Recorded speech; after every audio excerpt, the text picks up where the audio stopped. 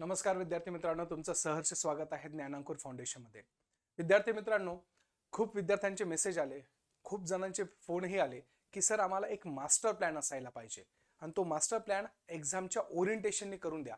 मग मी त्याच्यामध्ये थोडं खोलवर गेलो, डीपमध्ये थोडा स्टडी केला आणि त्या अनुषंगाने कंप्लीट 120 दिवसाचा प्लॅन मी हा फ्रेम केलेला आहे. मग हा 120 दिवसाचा प्लॅन कशाला टार्गेट करतोय, तर 28 एप्रिल 2024 ची जी राज्यसेवेची पूर्व परीक्षा होणार आहे, ह्या पूर्व परीक्षेला आपल्याला सामोरं जायचं आहे. लक्षात घ्या मित्रांनो, हा एक ऑब्जेक्टिव्ह ओरिएंटेशनचा असलेला शेवटचा पॅटर्नचा असलेला एक्झाम असणार आहे. त्यामुळे ह्या एक्झामला आपण लाईटली घ्यायचं नाही. कदाचित त्याच्यामध्ये जागा खूप वाढण्याची शक्यताही आपल्याला वर्तवल्या जाते, कारण की इलेक्शनचा पिरियड आहे. त्यामुळे आपल्याला होता हो ही 28 एप्रिलची 2024 एक्झाम एनी हाऊ कंडिशनमध्ये काय करायची आहे, क्रॅक करायची आहे. मग त्याच्यासाठी आजची तारीख आहे 26. मग उद्या त्या प्रकारे उद्यापासून जर आपण त्याला सुरुवात केली तर कंप्लीट आपल्या हातामध्ये 120 दिवस राहत आहे. मी 120 दिवसाचं पूर्ण कोडिफिकेशन केलंय की कोणत्या तारखेला काय वाचायचं, कोणत्या तारखेला कशा पद्धतीने घ्यायचंय, ह्या संदर्भामध्ये हा व्हिडिओ मी सविस्तररित्या काय केलेला आहे, डिस्कस केलेला आहे. मग तुम्हाला कदाचित याचं असलेलं जे आपण म्हणतो युटिलिटी, ही युटिलिटी खऱ्या पद्धतीने चांगलं होऊ शकतं आणि तुमच्या असलेल्या अभ्यासामध्ये एक वेगळं वळण दिलं जाऊ शकतं. माझा उद्देश हा आहे की आपल्या एक्झामला क्रॅक करायचं आहे, त्यामुळे एक्झाम ओरिएंटेशन वाचलं पाहिजे. नाहीतर काय, आपल्याकडं फापट पसारा वाचण्याची ही पहिल्यापासून सवय आहे. म्हणजे जे अपयशी विद्यार्थी असतात, अपयशी म्हणायच्या ऐवजी आपण त्याला म्हणतो की त्यांचं काही कारणास्तव काही गोष्टी ते राहून जातात, तर अशा विद्यार्थ्यांसाठीही हा व्हिडिओ कामाचा असणार आहे. का? कारण की त्याच्यामध्ये तुम्हाला एक्झॅक्टली कोणते टॉपिक्स वाचायचे, कोणते सब टॉपिक्स वाचायचे, कोणत्या टॉपिकवर फोकस केला पाहिजे. कारण की हे जेव्हा ॲनालिसिस तयार केलं तर त्यावेळेस त्याच्यातल्या प्रत्येक मायन्यूट गोष्टीवर मी ऑब्झर्वेशन केलेलं आहे. त्यामुळे त्याच्यामध्ये तिथं ज्या काही काही गोष्टी एरियाज असणार आहे, त्या एरियाजवर आपण काय करणार आहोत, चर्चा करणार आहोत. मग अशा संदर्भामध्ये आपल्याकडं कशा स्वरूपामध्ये काय करायचंय, कोणत्या कोणत्या गोष्टी वाचायच्या, कोणत्या गोष्टी नाही वाचायच्या, हेही तिथं आपल्याला डिस्कस करायचं आहे. त्यामुळे ही तारीख जी असणार आहे 28 एप्रिल 2024 ची, त्याच्यामध्ये आपल्याला हा कानमंत्र मी तुम्हाला देतोय. कानमंत्र याच्यासाठी आहे की आता सर्वजण कानामध्ये हेडफोन टाकून बसलेले असतील आणि त्यामुळे तुमचं असलेलं ऐकणं हे तुमचं इंडिव्हिज्युअल लेवलचं असणार आहे. त्यामुळे हा यशाचा कानमंत्र असणार आहे. मग याच्यासाठी आपल्याला दोन गोष्टी महत्त्वाच्या आहे. एक तर म्हणजे पेशन्सली हा पूर्ण व्हिडिओ बघणे, आणि दुसरी गोष्ट त्याच्यामधले जे काही गोष्टी असेल ते मी डिस्क्रिप्शन बॉक्समध्ये मी याची PDF शेअर करून टाकणार आहे ॲपमध्ये. त्या ॲप तुम्ही डाउनलोड करून घ्या आणि त्या पद्धतीने तुम्हाला सगळ्या गोष्टी तिथं भेटून जाणार आहे. आलं लक्षात? मग अशा पद्धतीच्या माध्यमातून ज्यावेळेस तुम्ही बघता तर त्यावेळेस आपल्याला असं लक्षात येईल की आपल्याला टार्गेट करायचं आहे 2024चं. मग 2024चं ज्यावेळेस आपण टार्गेट करतो तर त्यावेळेस आपल्याला काय दिसतंय की 120 दिवस आपल्या हातात राहिले. किती दिवस राहिलेले आहे? 120 दिवस. मग 120 दिवसाचं मी डिव्हिजन कसं केलेलं आहे? डिव्हिजन बेसिकली आपण केलेलं आहे 6 बेसिक पिलरमध्ये. 6 बेसिक पिलर म्हणजे कोणते, की ज्याचं प्रिपरेशन करणं मस्ट म्हणजे मस्ट आहे. मग हे प्रिपरेशनमध्ये कोणत्या कोणते सब्जेक्ट्स असतात की जे मला 120 दिवसामध्ये हँडी झाले पाहिजे किंवा ते मला परफेक्टली आले पाहिजे. मग त्याच्यामध्ये आपण बघतो तर काय आहे, polity, economics, history, geography, environment, basic science आणि त्या प्रकारचं असलेलं काय आहे, करंट आहे. मग अशा स्वरूपामधले हे याला मी म्हणतो बेसिक पिलर आहे. मग हे बेसिक पिलर आपल्याला परफेक्ट असायला पाहिजे. का? कारण की ह्या पिलरवर तुमची असलेली एक्झामिनेशन काय झालेली आहे, टच झालेली आहे. आणि याच्यावरच हे संपूर्ण असलेला जो काय आयोगाचा पॅटर्न ठरलेला आहे तो याच्या बाहेर तर काही जात नाही, माझ्या पर्स्पेक्टिव्हनी मला असं वाटतं. मग अशा वेळेस आपल्याला प्रत्येक विषयाचा असलेला संदर्भ लक्षात घेणं गरजेचं आहे. मग आता संदर्भ कसा लक्षात घ्यायचा, की एक्झॅक्टली किती किती क्वेश्चन्स येतात आणि कोणत्या कोणत्या प्रकारचे असलेले क्वेश्चन्स तिथे विचारल्या जातात. तर हे जेव्हा तुम्हाला कळतं तर मागच्या असलेल्या पेपरचं जेव्हा ॲनालिसिस करतो तर त्यावेळेस आपल्याला काय दिसतंय की पॉलिटीवर किती क्वेश्चन येत आहे, 15 क्वेश्चन आले. इकॉनॉमिक्सवर 15 क्वेश्चन आहे. हिस्ट्रीवर 15 क्वेश्चन आहे. जिओग्राफी एन्व्हायरमेंटवर 20 क्वेश्चन आहे. त्याच्यानंतर बेसिक सायन्स आहे 20 क्वेश्चन आणि करंट अफेअर्सवर आहे 15 क्वेश्चन. म्हणजे तुम्हाला हे आता डोक्यात लक्षात घेणं गरजेचं आहे की कोणताच विषय तुम्हाला बाजूला ठेवता येत नाही. खूप विद्यार्थ्यांचा मी बघतो की सायन्स मी विषय थोडा अल्लम मध्ये करेल किंवा त्या प्रकारे करंट अफेअर्स मी नंतर करून घेईल, अँड टायमावर करून घेईल. लक्ष ठेवा मित्रांनो, कधीही कोणत्याही एक्झामला त्या प्रकारचं असलेलं एवढं लाईटली घ्यायचं नाही. भले की काही गोष्टी तुम्हाला माहीत असेल, भले की गोष्टी तुम्हाला बऱ्यापैकी परफेक्टली येत असेल, तरी तुमचं असलेलं रिव्हिजन हे फार महत्वाचं असतं. मग हे 120 दिवसांमध्ये आपल्याकडे 6 विषय आहे. 6 विषय जर आपण 120 ला डिवाइड केलं तर त्या प्रकारचं असलेलं प्रत्येक विषयाला उद्यापासून म्हणजे 27 तारखेपासून तुमच्या हातामध्ये 20 दिवस असतात. कम्प्लिटली 20 दिवस आहे, म्हणजे 20 दिवसामध्ये एक विषय तुम्हाला पार पाडणं आहे किंवा तो एक विषय कंप्लीट करणं आहे म्हणजे आहे. मग तो बाय हुक बाय क्रुक तुम्हाला तो करायचा आहे. मग हा जो 20 दिवसामधला जो पॅटर्न आहे तो 20 दिवसामध्ये होऊ शकतो का सर? ऍब्सोल्युटली आरामशीर होऊ शकतो. तो कसा होणार आहे तर डेली नियर टू बी तुम्हाला 10 तास तरी काय करावं लागणार आहे, स्टडी करावाच लागणार आहे. पण आता 10 तास तर स्टडी करायचा आहे, मग आम्ही 10 तास कंटिन्यू लगे सकाळपासून बसायचं अभ्यासिकेत का संध्याकाळपर्यंत लगे उठायचंच नाहीये? बिलकुल नाही. आपण त्याचे स्लॉटिंग करू. कसे स्लॉटिंग करणार आहे? 4+4+2 अशा प्रकारचे त्याचे स्लॉट करू. मिनिमम आपण कॉम्पिटिटिव्ह एक्झामची तयारी करतोय तर आपली बैठक तेवढी चांगली असायलाच पाहिजे, त्याच्याबद्दल कोणत्याही प्रकारचा वाद नसायला पाहिजे. मग अशा वेळेस ज्यावेळेस बघतो तर आपल्याकडे हा स्लॉट तुम्ही बुक करा. 4+4+2 किंवा 4+2 किंवा 4 तुम्ही कसंही तिथं स्लॉट बुक करा, कोणत्याही पद्धतीचं असलेलं करा, काही प्रॉब्लेम नाहीये. मग 4 तास मॉर्निंगचे, दुपारचे 2 तास थोडा आराम, त्याच्यानंतर परत 4 तास, म्हणजे तुम्हाला कंप्लीट 10 तास हा स्टडी करायचा म्हणजे करायचा आहे. आता जास्त हेक्टिक नाही बनवायचं की 4 तासामध्ये सर 4 तासामध्ये होतो का? होतो. रीडिंग आपली चांगल्या पद्धतीची होती, टू द पॉइंट असेल तर आपल्याला नक्की त्या पद्धतीचा आपल्याला स्टडी करता येऊ शकतो. मग हा फॉर्म्युला तुम्ही फॉलो करा. 4+2 4+4 मोर दॅन सफिशियंट आहे. काही म्हणत असेल की 18 तास अभ्यास करायची गरज आहे, बिलकुल नाही. तुमची कॅपॅसिटी जर तुम्ही प्रॉपरली चॅनलाइज केली आणि ती प्रॉपरली युटिलाइज जर केली ना तर मित्रांनो तुम्हाला ऑनेस्टली सांगतो तुम्हाला कोणत्याही प्रकारचं असलेलं गरज पडणार नाहीये. मग अशा वेळेस तुम्हाला डेली 10 तास हा काय करायचा आहे, स्टडी करायचा आहे. म्हणजे 20 दिवस प्रत्येक विषयाला, 20 दिवस काय असणार आहे प्रत्येक विषयाला. म्हणजे तुम्हाला पॉलिटी 20 दिवसात संपवायचं आहे, तुम्हाला इकॉनॉमिक्स 20 दिवसात संपवायचं आहे, 20 दिवसात हिस्ट्री तुम्हाला संपवायचं आहे. संपतं का सर? हो, अगदी. कसं? पुढे मी सांगणारच आहे. थोडं पेशन्स ठेवा, सगळ्या गोष्टी मी त्याच्यामध्ये आज एलोबरेट करणार आहे. व्हिडिओ थोडा मोठा झाला तरी हरकत नसावी, आपल्याला फक्त टू द पॉइंट जायचं आहे. येतंय लक्षात? मग अशा प्रकारे किती आहे, 10 तास तुम्हाला करायचं आहे. 4+2+4 घ्या किंवा 4+4+2 तुम्हाला जसं कन्व्हिनियंट असेल त्या पद्धतीने तुम्ही करू शकता. मिनिमम 10 तास तिथं झालंच पाहिजे. फक्त डोक्यात घ्यायचं की कोणताच विषय आपल्या हातातून बाजूला सरता कामा नये, कारण की प्रत्येक विषय तेवढ्याच ताकदीने मार्क देऊन जाणार आहे. लक्ष ठेवायचं, तुमचं असलेला polity, economics, history, geography, environment ह्या ज्या गोष्टी असतात ना, ह्या विद्यार्थ्यांच्या समस्वरूपामध्ये सगळ्यांना बरोबर मार्क्स पडत असतात. तुम्हाला एज कुठे भेटतो मार्क्स मध्ये तर 2 विषयामध्ये, बेसिक सायन्स आणि करंट मध्ये. हेही लक्ष ठेवा. तुमचं बेसिक सायन्स पण तुमचं थोडं परफेक्ट असायला पाहिजे किंवा बेसिक सायन्स मध्ये कोणत्या गोष्टी वाचल्या पाहिजे, कोणत्या गोष्टी नाही वाचल्या पाहिजे याचं अनालिसिस तुमच्याकडे असलं पाहिजे. का? कारण की त्या पद्धतीने हा जर विषय तुम्ही करत असाल तर याचं असलेलं जे परफेक्शन आहे ते परफेक्शन तुम्हाला भेटणार आहे आणि करंटच्या ओरिएंटेशनही तुम्हाला काय करता येणार आहे, त्या ओरिएंटेशन तुम्हाला करंट एज देऊन जाणार आहे एक्झाम मध्ये. कारण की प्रत्येकाचा करंट तेवढं परफेक्टच असेल अशातला भाग नाहीये. त्यामुळे हे कॉमनली सगळ्यांना तेवढे मार्क्स पडतात, परंतु याच्यामध्ये मार्क्स घेणं गरजेचं आहे. आणि विचार करा, जर 20 क्वेश्चन सायन्सवर येत असेल तर सायन्स सोडता कामा नये, बिलकुल सोडायचं नाही. त्याच्यातले काय जे काही न्यूमेरिकल्स काही असेल किंवा काही गोष्टी असेल ते तुम्हाला कंपल्सरी माहिती करून घेणं गरजेचंच आहे. तिथे एक्सक्यूज लावायचं नाही. मग अशा पद्धतीने आपण काय करू, याला डे वाईज आपण डिवाइड करू.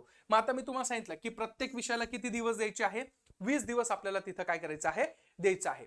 मग मी सुरुवात करतो पॉलिटी विषयापासून. पॉलिटीला मला किती दिवस द्यायचे आहे, 20 दिवस द्यायचे. सर मग 20 दिवसामध्ये माझे सगळे टॉपिक कव्हर होता का? ऍब्सोल्युटली कव्हर होता. मग याच्यामध्ये मी काय केलेलं आहे की कोणते असे टॉपिक्स आहे तर 25 टॉपिक्स आहे. किती टॉपिक्स आहे? 25 टॉपिक्स आहे. 25 टॉपिक्सच्या बाहेर तुम्हाला पॉलिटीवर क्वेश्चन विचारला जात नाही. 9 वर्ष शिकवण्याचा अनुभव आहे मित्रांनो. त्यामुळे तुम्हाला सांगतो, स्वतः मायन्यूट अनालिसिस करून भरपूर ठिकाणी त्या पद्धतीचं मी कंटिन्यू सांगत आलोय की these are the 25 topics for your preliminary examinations is a totally sufficient for your preparations. Totally sufficient आहे. काहीच गरज नाहीये तुम्हाला एकदम हाईक होण्याची, लगे पहिल्या पानापासून तर शेवटच्या पानापर्यंत पाठ करा, गरज नाहीये, बिलकुल गरज नाहीये. त्याच्यामध्ये 25 टॉपिक पॉलिटीचे असे करायचे की त्याच्यामध्ये तुमचा हँड आला पाहिजे. तो तुमचा कधीही तुम्हाला विचारलं तर तुम्हाला तो सांगता आला पाहिजे. सर मग डेली किती करायला पाहिजे टॉपिक? तर डेली टॉपिक्स आपण मी तुम्हाला सांगतो बघा, मी 4 दिवसाचे स्लॉट घेतले. मग उद्यापासून म्हणजे 27 डिसेंबर पासून ते 16 जानेवारी 2024 पर्यंत हा एक स्लॉट असणार आहे 20 दिवसाचा. मग त्याच्यामध्ये मी काय केलं आहे, 4-4 दिवसाचे स्लॉट घेतलेले. किती? 4-4 दिवसाचे. आणि प्रत्येक 4 दिवसाला किती टॉपिक्स वाचायचे? 5-5 टॉपिक्स वाचायचे. किती वाचायचे आहे? 5-5 टॉपिक्स. मग अशा प्रकारचं असलेलं 5-5-25 टॉपिक्स तुम्हाला इथं कव्हर होणार आहे अशा पद्धतीने. किती दिवसामध्ये? 20 दिवसामध्ये. मग आपण सुरुवात केली 27 डिसेंबर, 28 डिसेंबर, 29 डिसेंबर, 30 डिसेंबर, हा एक पहिला स्लॉट. त्याच्यानंतर 1 जानेवारी, 2 जानेवारी, 3 जानेवारी, 4 जानेवारी, अशा प्रकारचा हा दुसरा स्लॉट, हा तिसरा स्लॉट, चौथा आणि 5वा स्लॉट. म्हणजे अशा प्रकारच्या असलेल्या संदर्भामध्ये 5-20 म्हणजे 20 दिवसामध्ये तुमचे किती टॉपिक होत आहे? तर 5-5-25 टॉपिक्स हे कव्हर होत आहे. विचार करा मित्रांनो, किती मायन्यूटली आपण विचार करणार आहे की कशा पद्धतीने इथं स्टडी करायचं आहे. मग याच्यामध्ये आपण सुरुवात करूया. मग 27 डिसेंबर, 28 डिसेंबर, 29 डिसेंबर आणि 30 डिसेंबर, मी 31 मुद्दाम काउंट केलं नाही. सगळ्यांना ठाऊक आहे कशा पद्धतीने आपण तिला एन्जॉय करतो. बिंदास करायचं, काही प्रॉब्लेम नाहीये. डेली मी तुम्हाला सांगतो मित्रांनो, तुम्ही फक्त हा प्लॅन फॉलो करा. नाही तुमचा सक्सेसमध्ये रेशो वाढला तर मग मला बोलायचं. का? कारण की डॅम शुअरिंग, कारण की याच्यामध्ये आपण हेक्टिक स्वरूपातल्या काही गोष्टी बनवत नाहीये, टू द पॉइंट बनवतोय. बघा, पहिल्या स्लॉटमध्ये आपल्याला पहिल्या 4 दिवसामध्ये, किती दिवसामध्ये? 4 दिवसामध्ये कोणते टॉपिक्स वाचायचे आहे? तर टॉपिक्स वाचायचे 1, 2, 3, 4, 5, 5 टॉपिक वाचायचे. मग 5 टॉपिक वाचता वेळेस नेमकं करायचं काय? तर मग त्याच्यामध्ये पहिलं टॉपिक आहे पॉलिटितला, तो म्हणजे घटना निर्मिती. त्याच्यामध्ये घटनेचे वैशिष्ट्य, राज्य निर्मिती, मूलभूत हक्क, मार्गदर्शक तत्वे. 5 टॉपिक्स आहे. 5 टॉपिक्स तुम्हाला कम्प्लिटली बाय हार्ट करायला पाहिजे. मग दिवसातली मला एक सांगा, 8 तास तुम्ही रीडिंग करताय, 2 तास त्याची काय करताय? रिव्हिजन करताय. मी तुम्हाला सांगितलं ना, तो स्लॉट कसाही डिवाइड करा. तुम्ही स्लॉट असा डिवाइड केला तर 4 तास रीडिंग, 4 तास त्या प्रकारचं असलेलं, परत त्याला एकदा तुम्ही परत रिवाइज करताय आणि 2 तास परत त्याला रिव्हिजन करताय. मग मला एक सांगा, जर तुमचं असलेलं 8 तास रीडिंग होतीये आणि 8 तासामध्ये कॉम्प्रिहेन्सिव्हली तुम्ही त्याला स्टडी करताय, 5 टॉपिक्स होणार नाही का 8 तासामध्ये? आरामशीर होत आहे. काही हेक्टिक आहे का? बिलकुल नाही. सोबतच 2 तासामध्ये काय करायची? त्याची परत रिव्हिजन करायची, काही प्रॉब्लेम नाही. किंवा जो विद्यार्थी खूप शार्प असेल, ज्या विद्यार्थ्याचं ऑलरेडी झालं असेल, त्यांनी असं डिवाइड करा, 6 तासाला तुम्ही रीडिंग करा, त्या पद्धतीचं असलेलं 2 तासाचे तुम्ही रिव्हिजन करा आणि 2 तास त्या प्रकारचं असलेलं एमसीक्यू सॉल्व्ह करा या टॉपिक्सवर त्याच दिवशी. मग अशा पद्धतीने 4 दिवसामध्ये तुमचे जर 5 टॉपिक कव्हर होत असेल तर काही हेक्टिक चाललंय का? बिलकुल नाही. आणि याच्या पलीकडे जर तुम्ही पीवायक्यू सर्च करायला गेले तर याच्या पलीकडे काही जाणार नाहीये. मग आता सर आम्हाला ह्या दिवसांमध्ये ह्या टॉपिक्सवर करायचं आहे, मग नेमकं एक्झॅक्टली आता कसं सुरुवात करायची? तर लक्ष ठेवायची, सुरुवात करायची पीवायक्यूज पासून. कुठून सुरुवात करायची? पीवायक्यूज. घटना निर्मितीचं पहिले काय करायचे? पीवायक्यू टू पीवायक्यूचे चॅप्टर काढायचं. पीवायक्यूचे चॅप्टर काढल्यानंतर त्याचं अनालिसिस करायचं. अनालिसिस म्हणजे आपल्याला आन्सर शोधत नाही बसायचं, बिलकुल नाही. आपल्याला काय करायचंय? क्वेश्चन कशा फॉर्मॅटमध्ये आले, कोणत्या स्वरूपात आले आणि कशा पद्धतीने त्या ओरिएंटेशनवर ह्या घटकावर क्वेश्चन विचारलेला आहे ते तिथं बघायचं. पीवायक्यू सर्च केला, मग तुमचं असलेलं चॅप्टरवर जायचं. कुठं जायचं? चॅप्टरवर. चॅप्टरवर गेले की मग पीवायक्यूचा आधार घेऊन चॅप्टर वाचायचा. म्हणजे कोणत्या चॅप्टरमध्ये कोणत्या घटकावर क्वेश्चन विचारल्या जातात हे तिथं बघायचंय. Reference book Laxmikanth. Ultimately final books म्हणजे काय? लक्ष्मीकांत. त्याच्या पलीकडे दुसरं कोणतंच पुस्तक ऑथेंटिक नाहीये, माझं एवढं म्हणणं आहे. कारण की यूपीएससी आणि एमपीएससी साठी बाइबल आहे Laxmikanth for the polity subjects. I would always suggest की भाई लक्ष्मीकांत पढ़ो, उसकी जगह दूसरा कौन सा भी बुक पढ़ने की जरूरत नाहीये. मग अशा संदर्भामध्ये तुम्हाला इथं काय करायचं आहे? तर घटना निर्मिती, त्याच्यानंतर घटनेचे वैशिष्ट्य, राज्य निर्मिती, मूलभूत हक्क आणि मार्गदर्शक तत्वे, हे 5 असलेले टॉपिक्स तुम्हाला त्या प्रकारचे 4 दिवसामध्ये संपवायचे. किती तास बसा? 8-8 तास बसा, 10-10 तास बसा, तुमच्या हिशोबाने. 2 तास रिव्हिजनला ठेवायचे म्हणजे ठेवायचे.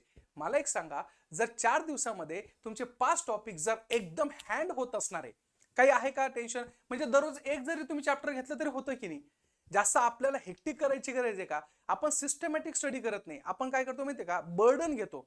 अरे फक्त 120 दिवस राहिले, कसे राहील हे आपण डिकोड करू ना. मग चला पुढच्या वेळेस आपण बघूया काय आहे. 1 जानेवारी, 2 जानेवारी, 3 जानेवारी, 4 जानेवारी, 4 दिवस, परत 4 दिवस. टॉपिक किती? 5. टॉपिक किती? 5. जर कोणी एकदम एक्स्ट्रा ऑर्डिनरी पर्सन असेल की ज्याचा अभ्यास खूप झालेला आहे, भरपूर त्यांनी त्या प्रकारचं असलेलं एकदम मास्टर की मिळवलेली आहे, त्याला त्याच्या कम्फर्ट झोननी तो 2-2 चॅप्टर किंवा 3-3 चॅप्टर तो त्याच्यामध्ये ऍड करू शकतो, काहीच प्रॉब्लेम नाही. ऍडिशनल त्याला वाचायचं असेल तर तो नक्की वाचेल. परंतु हे बिगिनर जे आहे की ज्यांना माहिती की माझा फर्स्ट अटेम्प्ट आहे आणि कदाचित मला ह्या फर्स्ट अटेम्प्ट मध्ये मला मास्टर की मिळवायची, तर मास्टर की मिळवण्यासाठी you have to be just follow this pattern भाई, क्योंकि हम यूपीएससी के टाइम की प्रिपरेशन में हम यही यूज करते थे। हमको पता था कि कितने डेज में कौन से चैप्टर पे कौन से टॉपिक्स पे हमें फोकस करना चाहिए। Otherwise you will get the confusing parts कि भाई मुझे कौन सी चीजों पे ध्यान नहीं देना चाहिए था और मैंने जानबूझकर कौन सी चीजों पे ध्यान दिया आहे। मग अशा वेळेस तुमचा असलेला रिझल्ट काय येत नाही, तर ह्यामुळं मग अशा वेळेस आपल्याला 1 जानेवारी ते 4 जानेवारी मध्ये मूलभूत कर्तव्य, घटना दुरुस्ती, परिशिष्टे, भाषाविषयक तरतुदी आणि महत्वाचे खटले याच्यावर काय करायला पाहिजे, फोकस करायला पाहिजे। मग अशा पद्धतीने तुम्हाला ह्या 4 दिवसामध्ये पुढचे असलेले 5 त्या प्रकारचे टॉपिक्स इथं 100% कव्हर करता येतो। लक्ष ठेवायचं 20 दिवसाचा जेव्हा तुम्ही प्लॅन आखता एक एक सब्जेक्ट पूर्ण पार लावायचा। हे सायमल्टेनियसली 2-2 सब्जेक्ट घेऊ नका, कारण की प्रत्येक सब्जेक्टला आपण तिथं डेट वाईज अलोकेशन दिलेलं आहे। त्याच्यानंतर आहे बघा त्या प्रकारचं असलेलं पुढचं म्हणजे 5 जानेवारी ते 8 जानेवारी। मग 5 जानेवारी ते 8 जानेवारी मध्ये मग काय आहे, लोकसभा राज्यसभा, लोकशाहीची तत्वे त्याची वैशिष्ट्ये, राष्ट्रपती उपराष्ट्रपती, पंतप्रधान मंत्रिमंडळ आणि केंद्र राज्य संबंध। आता मी मुद्दामून इथं कंपॅरेटिव्ह दिलेले, कंपॅरेटिव्ह याच्यासाठी की तुम्हाला ते त्या पद्धतीचं जमलं पाहिजे। अभ्यास करता वेळेस, रिव्हिजन करता वेळेस, टार्गेट ठेवता वेळेस कंपॅरेटिव्ह स्टडी करायचा। कंपॅरेटिव्ह स्टडीच्या माध्यमातून जेवढा तुमचा स्ट्रॉंगली स्टडी होतो तेवढं तुमचा पाठांतराने होणार नाही, त्यामुळे कंपॅरेटिव्ह करायचा आहे। लोकसभा राज्यसभा कंपैरेटिव स्टडी करो भाई, वहां पे यू नीड नॉट टू बी कि थरोली सब मगअप करना चाहिए, बिकॉज ऑफ अगर आपने वो सारा मगअप कर लिया तो you might be get the confuse कि भाई कौन सी चीजों की कौन सी कहाँ पे जरूरत थी और मैंने कौन सी चीजों पे ध्यान नहीं दिया है। मग अशा पद्धतीने तुम्हाला ह्या सगळ्या गोष्टीचं असलेलं काय करायचं आहे, अवलोकन करायचं आहे। मग 5 जानेवारी ते 8 जानेवारी पर्यंत ह्या गोष्टीवर काय केलं पाहिजे, तुम्ही 100% फोकस व्यवस्थित केला गेला पाहिजे। त्याच्यानंतर आहे 9 जानेवारी ते 12 जानेवारी। बघा विद्यार्थी मित्रांनो, मी खूप मायन्यूटली काढलेला आहे, कोणताच चॅप्टर राहत नाहीये, कोणताच चॅप्टर तिथं बाजूला पडत नाहीये। जर तुम्ही पीवायक्यू एनालिसिस केलं तर तुम्हाला दिसून येईल की हे सगळ्या चॅप्टरवर क्वेश्चन आलेले म्हणजे आलेले आहे। मग अशा वेळेस आपल्याला जर एकही चॅप्टर सुटत नसेल तर आपल्याला अभ्यासाची गती प्रॉपरली भेटणार आहे। मग अशा पद्धतीने 9 जानेवारी ते 12 जानेवारी आहे, त्याच्यामध्ये आणीबाणी आहे, घटनात्मक बिगर घटनात्मक संस्था, लोकपाल, लोक आयुक्त, राष्ट्रीय आयोग, निवडणूक आयोग सध्या चर्चेमध्ये आहे, त्यामुळे आपल्याला हे पाठ करणं किंवा त्याच्यातले असलेले इन्ग्रेडियंट्स लक्षात ठेवणं गरजेचं आहे। इत्तमभूत तुम्हाला त्याची माहिती असणं अपेक्षित आहे। मग या आयोगाचं असलेलं कंपोजिशन, या आयोगाचे अध्यक्ष सध्या कोण आहे, कशा पद्धतीचं आहे, सगळं तुमच्याकडे मास्टर प्लॅन मध्ये तुमच्या स्वतःच्या इन्क्लूड असायलाच पाहिजे, त्याच्यामध्ये इफ बट लावता कामा नाही। आलं लक्षात? मग अशा पद्धतीने तुमचं असलेलं 12 जानेवारी पर्यंत तुमचं असलेलं हे काय असणार आहे, निवडणूक आयोग। आणि त्याच्यानंतर 13 जानेवारी, 14 जानेवारी, 15 जानेवारी आणि 16 जानेवारी शेवटचा स्लॉट आहे। त्याच्यामध्ये राज्यपाल, मुख्यमंत्री, मंत्रिमंडळ, विधानसभा, विधान परिषद, पंचायत राजच्या असलेल्या समित्यावर कंटिन्यू क्वेश्चन येतो, तो समित्यांचा अभ्यास आणि न्यायालय। न्यायालयामध्ये पण सर्वात जास्त फोकस कुठं करायचा, तर सुप्रीम कोर्ट आणि हायकोर्ट। सबऑर्डिनेट कोर्टावर जास्त फोकस करू नका, प्रिलिम मध्ये सबऑर्डिनेट कोर्टावर जास्त विचारल्या जाण्याची शक्यता कमी आहे। विचारला गेलं तर तो तुमचा असलेला अभ्यासाचा भाग असायला पाहिजे, परंतु माझ्या पर्स्पेक्टिव्हने आतापर्यंत सुप्रीम कोर्ट आणि हायकोर्टच्या असलेल्या संदर्भामध्ये जास्त क्वेश्चन विचारलेले आहे। सबऑर्डिनेट कोर्टावर एखादा क्वेश्चन येत असेल तर तो येत नसेल, खूप डिफिकल्ट लेवलचा असेल तर you have to be just keep it, don't worry, don't get panic regarding that, because of you have to be just sum up the all the things, you should not be master in all things. तुम्ही फक्त sum up करत चला, बघा चला की कोणत्या कोणत्या गोष्टी तिथं महत्वाच्या आहे। मग अशा अनुषंगाने 16 जानेवारी पर्यंत तुमचे असलेले सगळे महत्वाचे घटक आपण कव्हर केलेले आहे। म्हणजे तुम्हाला त्या प्रकारचं असलेलं सुरुवात जर बघायला गेली तर 27 डिसेंबर ते 16 जानेवारी पर्यंत पॉलिटी विषय हँडी होऊन जाणार आहे। याच्या व्यतिरिक्त तुम्हाला जर त्याच्यामध्ये काही ऍड करायची इच्छा असेल की सर माझा हा एरिया परफेक्ट आहे, मूलभूत हक्क मला वाचता येतंय किंवा मला ते लवकर पाठ झालेलं आहे, समजलेलं आहे, सो स्किप इट, त्याच्याऐवजी दुसरा घ्या, तुमच्या असलेला कोणता अवघड जात असेल तिथं लक्ष करा। परंतु अजून सांगतो, टू द पॉइंट स्टडी करा। फापट पसारा वाचण्यामध्ये जर आपण वेळ घालवला तर आपल्याला कदाचित तिथं यश मिळणार नाही। त्यामुळं हा जर तुम्ही प्रॉपरली जर एक्झिक्यूट केलं तर त्या प्रकारचं असलेलं 27 डिसेंबर ते 16 जानेवारी पर्यंत तुमचा एकही पॉलिटीचा विषय बाजूला राहू शकत नाही, कोणताही सब टॉपिक्स तिथं बाजूला राहू शकत नाही। म्हणजे 25 टॉपिक्स पॉलिटीचे परफेक्ट हँडी झाले पाहिजे। मग हे सगळं मी तुम्हाला काय केलेलं आहे, पॉलिटी विषयाबद्दल दिलेलं आहे। मग आता हे तर झालं पॉलिटी विषय, आता आपण जाऊया इकॉनॉमिक्सवर। इकॉनॉमिक्सचे जर तुम्ही प्रिलिम्स एनालिसिस केलं तर तुमच्या असलेल्या प्रिलिम्स मध्ये पण पर्टिक्युलर किती टॉपिक्स, 20 टॉपिक्स इकॉनॉमिक्सचे काय आहे, महत्वाचे आहे. कोणते, 20 topics, totally 20 topics is most important for your preliminary examinations within the economics. You should not be skip each kind of topics from the preparations. कारण की तुम्हाला जर त्या प्रकारे जर तो इकॉनॉमिक्स विषय अवघड जरी जात असेल किंवा त्या प्रकारचा समजत नसेल तरी तुम्हाला तो टॉपिक्स कव्हर करणं गरजेचं आहे, कारण की these are the 20 topics has to be separately allocated for the तुमचा इकॉनॉमिक्स प्रिपरेशन साठी. आलं लक्षात. मग याची असलेली आपल्याला सुरुवात कधी करायची, तर 17 जानेवारी ते 5 फेब्रुवारी पर्यंत. बघा याला पण किती दिवस दिले आपण, 20 दिवस दिले. मी परत त्या प्रकारचं 4-4 दिवसाचा स्लॉट का घेतला माहिती का, जास्त हेक्टिक नाही बनवायचं. आपल्याला पॅनिकनेस खूप क्रिएट करतात एक्झाम मध्ये, पॅनिक मुळे आपला रिझल्ट जातात. जे मी आता पहिले शब्द वापरला ना, अपयशी मुलं नाही, ते त्यांची स्ट्रॅटेजी चुकती. त्यांना प्रॉपरली कळत नाही की मला कोणत्या गोष्टीवर फोकस केलं पाहिजे. का, कारण की एक्झाम मध्ये काय विचारल्या जाणार आहे याचं असलेलं प्रिपरेशन तुमच्या माइंड मध्ये तयार झालं पाहिजे. मग माइंड मध्ये तयार होताना पीवायक्यूचा आधार आणि सिस्टमॅटिक स्टडी हे दोन गोष्टींनी तुमचं असलेलं कोणतीही एक्झाम पाठीमागे राहू शकत नाही. मग 17 जानेवारी ते 5 फेब्रुवारी मध्ये आपण असं डिवाइड केलं आहे.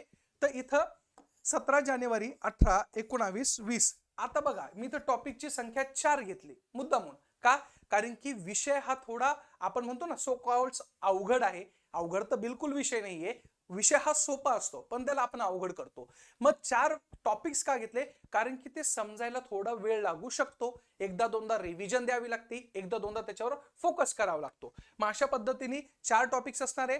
मग त्याच्यानंतर 21 जानेवारी, 22, 23, 24 परत 4 टॉपिक्स, 25, 26, 27, 28, 4, 29, 30, 31, 1 फेब्रुवारी त्या प्रकारचे 4 टॉपिक्स, 2 फेब, 3 फेब, 4 फेब आणि 5 फेब. मग त्या प्रकारचे 4 टॉपिक्स म्हणजे त्या प्रकारे असलेलं 20 दिवस 20 टॉपिक्स कम्प्लिटली होता आणि it is a more than sufficient. You should not B read thoroughly और बिगॉन बियॉन्ड दिस. तुम्हाला वाचायची गरज नाहीये, थरोली हे वाचा, मोर दॅन सफिशियंट होऊन जाणार आहे. मग त्याच्यामध्ये 17 जानेवारी ते 20 जानेवारी मध्ये कोणत्या घटकावर फोकस करायचा, तर आहे राष्ट्रीय उत्पन्न, दारिद्र्य, बेरोजगारी, लोकसंख्या. परफेक्टली पाठ करायचं, परफेक्टली त्याचे फॅक्च्युअल डेटा. आता इथं तुम्हाला 2 गोष्टी करायच्या आहे. एक आहे factual data plus conceptual. Factual plus conceptual data तुम्हाला परफेक्ट असायला पाहिजे. राष्ट्रीय उत्पन्न, नॅशनल इन्कम, मग त्याच्यामध्ये तुमचा जीडीपी, जीएनपी, एनएनपी, एनडीपी ह्या सगळ्या गोष्टी तुम्हाला माहिती असणं अपेक्षित आहे. दारिद्र्याच्या संदर्भामध्ये विशेषतः स्वरूपातून जर तुम्ही बघायला गेलं तर तुमच्या असलेल्या ज्या समित्या आहे त्या समित्यांवर विविध प्रकारचे क्वेश्चन विचारल्या जातात. मग त्याच्यामध्ये अलग गट असेल, दांडेकर रथ कमिटीज असेल, तेंडुलकर कमिटीज असेल, रंगराजन कमिटीज असेल, यावर कंटिन्युअसली क्वेश्चन विचारल्या जातात. त्याच्यामध्ये बेरोजगारी आहे, टाइप्स ऑफ द अनएम्प्लॉयमेंट्स आहे, तिथं तुम्हाला कंटिन्यू विचारल्या जातात. त्याच्यानंतर पॉप्युलेशनच्या बेसिसवर पॉप्युलेशन पॉलिसी 2000 ची काय आहे, कंटिन्युअसली क्वेश्चन विचारला जात आहे. लोकसंख्या धोरणावर तिथं क्वेश्चन विचारणार आहे. मग त्याच्यामध्ये विशेषतः मी आता जे बोललो ते 2000चं धोरण आहे, तिथं तुम्हाला लक्ष द्यायचं आहे. मग याच्यासाठी काय करायचं, राष्ट्रीय उत्पन्न हा चॅप्टर काढायचा. राष्ट्रीय उत्पन्न चॅप्टरचं असलेला पीवायक्यू काढायचं. पीवायक्यू काढून त्या प्रकारचं असलेलं तो चॅप्टर पण वाचायचा आणि त्या प्रकारे तिथं कशाबद्दल क्वेश्चन विचारलेले आहे. मग राष्ट्रीय उत्पन्नाच्या बद्दल कॉन्सेप्च्युअल विचारलेलं आहे का त्या प्रकारचं असलेलं तुमचं असलेलं जीडीपीच्या असलेलं सेक्टर वाईज कॉन्ट्रीब्युशन विचारलेलं आहे. मग what is the difference between the agriculture sectors, manufacture sectors and service sectors, employment ratio कुठं वाढतोय, त्याच्या माध्यमातून कशा पद्धतीने असलेलं ऍग्रिकल्चरचं असलेला GDP contribution has been decline since last 50 years, कशा पद्धतीने कमी होत चालला आहे, कोणत्या स्वरूपातलं आहे, हे सगळं तुम्ही जीडीपी सेक्टर वाईज पर्टिक्युलर सध्या कसं आहे, कोणत्या प्रकारचं आहे, हे सगळं तुमचं रिसेंटली डेटा तुमच्याकडे हातात असायला पाहिजे.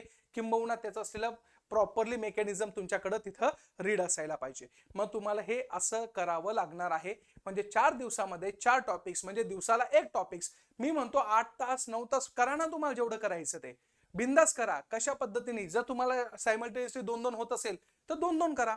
तुम्ही फक्त फोकस राहू द्या की 4 दिवसात मला हे 4 टॉपिक संपवायचे आहे प्रॉपरली. मग तुम्ही एका चॅप्टरला 2 दिवस लावता का एका दिवसामध्ये 2 चॅप्टर घेता, depends on you, your capability, your capacity आणि युअर मेंटॅलिटी. बस फक्त एवढं करायचं की ह्या दिवसामध्ये हे चॅप्टर संपले पाहिजे. पुढचं घेऊया 21 जानेवारी ते 24 जानेवारी. त्याच्यामध्ये राजकोषीय धोरण, बँकिंग घ्या, भारतीय कर प्रणाली आणि किमती आणि भाववाढ, इन्फ्लेशन आणि इन्फ्लेशनचे टाइप्स. बघा, सिस्टमॅटिक स्टडी करायचा, राजकोषीय धोरण, बँकिंग यायचं, भारतीय कर प्रणाली, किमती किंवा भाव वाढ. मग पहिल्या याच्यामध्ये जर तुमचं 4 दिवसांमध्ये ते लवकर कव्हर होत असेल तर याला तिथं घ्या. परत त्या प्रकारचं असलेलं काहीतरी कॉम्प्रोमाइज करून जे चॅप्टर तुमचे स्ट्रॉंग आहे तेच थोडं साईडला ठेवा आणि जे काही वीक असेल तर तिथं करा. परंतु माझं असं मत आहे, ओव्हर कॉन्फिडन्स मध्ये जाऊ नका. To be frankly, over confidence मध्ये जर गेलं तर तुमचं असलेलं प्रॉपरली तिथं काही होऊ शकत नाही. भाई आपको बहुत ही स्टिक रहना पड़ता है, बहुत माइन्यूट लेवल पे स्टडी करना पड़ता है, because the examination has been given your dynamicness. आणि ही एक्झामची डायनामिकनेस तुमची जी आहे ना ती तुम्हाला कॅच करता आली पाहिजे. तिथं तुमचा सायकोलॉजिकल वॉर असतो, तुम्हाला कशा पद्धतीने बघितल्या जाणार आहे, तुम्हाला क्वेश्चन काय विचारला जातो, आहे विचारला की नाही विचारलेलं आहे, फॅक्च्युअल विचारलाय का फॅक्च्युअल मध्ये गोंधळ केलेला आहे, नावामध्ये गोंधळ केलेला असेल तर तिथं तुम्हाला तो नाव आयडेंटिफाय करता आला पाहिजे. एवढं मायन्यूटली त्याचं अनालिसिस करा. PYQ त्याच्यासाठीच रीड केले पाहिजे. मग हे चॅप्टर तुम्ही नेक्स्ट सेशन मध्ये घेऊ शकता. त्याच्यानंतर आहे 25 जानेवारी ते 28 जानेवारी. त्याच्यामध्ये आयात निर्यात आहे, नियोजन आहे, शाश्वत विकास आहे आणि LPG धोरण. बघा, मी तुम्हाला ते सांगतोय की एकही टॉपिक सुटणार नाही आणि याच्यावरच क्वेश्चन विचारलेले आपल्याला दिसून येत आहे. आयात निर्यात धोरणामध्ये तुम्हाला विविध प्रकारचे असलेले जे कंट्रीज आहे त्या कंट्रीजच्या असलेल्या माध्यमातून कशा पद्धतीने सगळ्या गोष्टी बदलत चालल्या आहे, कोणत्या देशाकडून आपण जास्त इम्पोर्ट करतो, कोणत्या देशाकडून एक्सपोर्ट आपण जास्त करतो, कोणत्या कमोडिटीज आपण एक्सपोर्ट करतो, कोणत्या कमोडिटीज आपण तिथून इम्पोर्ट करतो, which types of the commodity has been imported by the Indian government. आणि recently the government has been stated that the our service sector is a boom. मग अशा प्रकारचा सर्व्हिस सेक्टर्समध्ये आपण काय बूम करतोय किंवा कोणत्या प्रकारचा export orientations we have been adopted. मग अशा प्रकारे तुम्हाला ते माहिती असणं अपेक्षित आहे. आयात निर्यातीचे धोरणं काही असेल तर ते तुम्हाला तिथे अपेक्षित आहे, कारण की त्या प्रकारचं असलेलं तुमच्या धोरणावर क्वेश्चन जर विचारला, कारण की आता रिसेंटली त्या प्रकारचं आपल्याला एक्सपोर्ट पॉलिसी जी ओरिएंटेशन आहे इंडियन गव्हर्नमेंटनी पब्लिश केली आहे त्याच्यावर माइट बी क्वेश्चन विचारलं शकतं. म्हणजे तुम्हाला थोडं करंटचाही तिथं मध्ये काय द्यावं लागणार आहे, साथ द्यावा लागणार आहे. नियोजन तर आहेच, 5 इयर प्लॅन्स पेटेंटेड आहे. 5 इयर प्लॅन्स, 5 इयर प्लॅन्स मध्ये पण तुम्हाला सांगतो कोणती करायची आहे तर 9वी, 10वी, 11वी आणि 12वी ह्या प्रकारच्या असलेल्या याच्यामध्ये जास्त खेळल्या जातं किंवा प्रिलिम्सला याच्यावर जास्त क्वेश्चन विचारल्या जातात.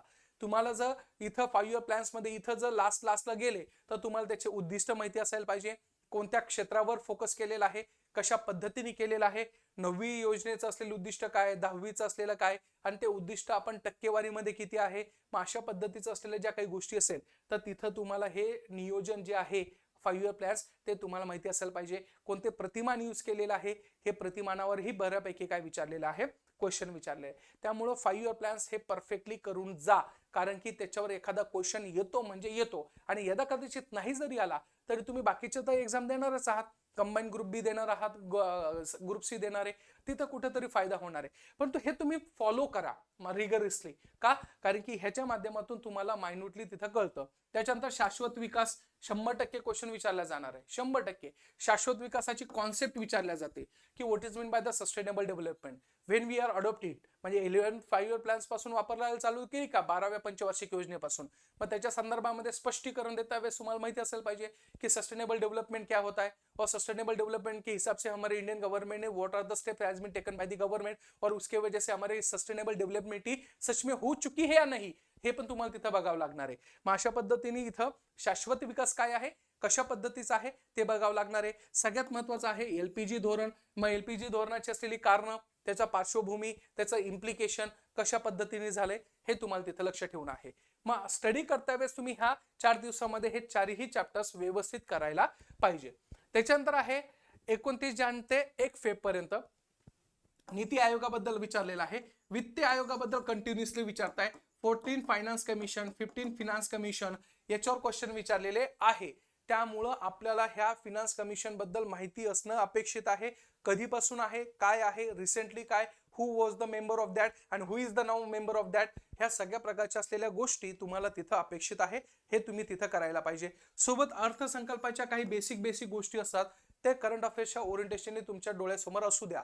का अर्थसंकल्पामध्ये काय गोष्टी टाकलेल्या आहे, काय अपेक्षित केलेलं आहे, कोणत्या गोष्टीमध्ये आपण चेंजेस केलेला आहे, टॅक्सेशन प्रणाली आपण बदललेली आहे. मग अशा स्वरूपामध्ये ह्या अर्थसंकल्पाच्या बाबतीमध्ये थोड्या प्रकारचे असलेले जे काही करंट्स आहे, जसं की किरण दसले सरांनी खूप चांगल्या पद्धतीचं ते 2-3 पेजेस दिलेले आहे. पर्टिक्युलर तुम्ही बाजारात जर गेले तर तुम्हाला भेटेल ते जिस्ट ज्याला आपण म्हणतो की जे आहे पर्टिक्युलर बजेटचं, ते बजेटचं 2-3 पानामध्ये दिलेलं आहे. ते आणा, रीड करा, मोर दॅन सफिशियंट आहे. जास्त काही फापट पसरा वाचत बसू नका, कारण की त्याच्यातले महत्वाचे पॉईंट्स तुम्ही स्टडी करायला पाहिजे.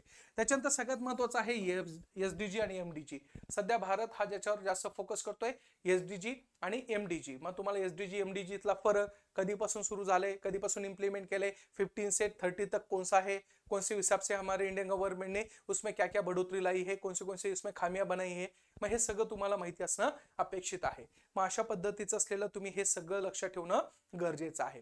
त्याच्यानंतर आहे त्या प्रकारचं असलेलं 2 फेब्रुवारी ते 5 फेब्रुवारी पर्यंत शेवटचा घटक, त्याच्यामध्ये शासकीय योजना. काय आहे? शासकीय योजना.